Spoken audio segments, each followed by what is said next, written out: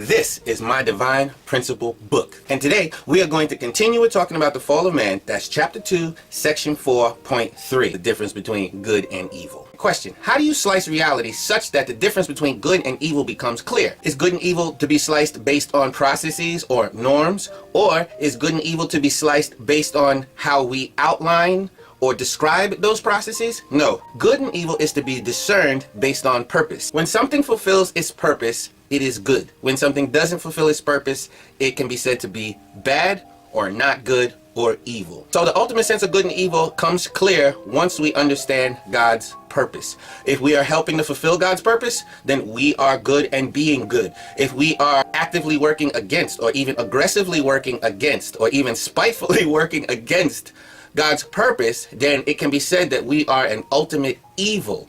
Okay. The problem is, throughout human history, no one has known the ultimate purpose of God. So as God has awakened the original mind of people through the sacrifices of saints and sages through history, people's concept of good and evil has had to change because our grasp of the purpose has changed. That means the standards of good and evil have changed, and what may have been considered good in the past, when a new, clearer truth comes, it outlines greater good.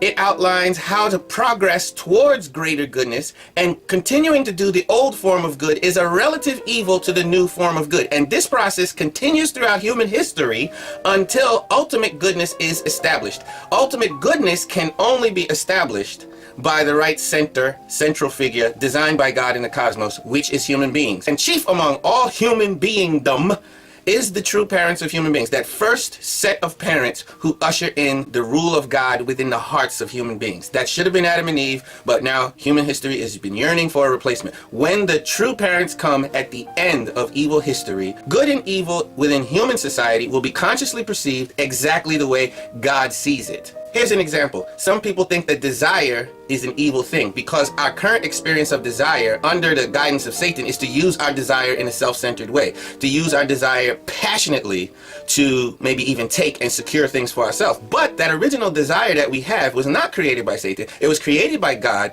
to inspire us to fulfill the purpose of creation. Now, when the true parents come, they clarify the purpose of those desires, and then those desires can be properly used and properly engaged to help us fulfill the original purpose of creation. So it turns out that even though people have looked at desire as sort of like a troublemaker throughout history, desire is ultimately a good thing because it helps us fulfill the purpose of creation. Don't you love the divine principle? I sure do. All right, so like, share, subscribe. Talk to you later.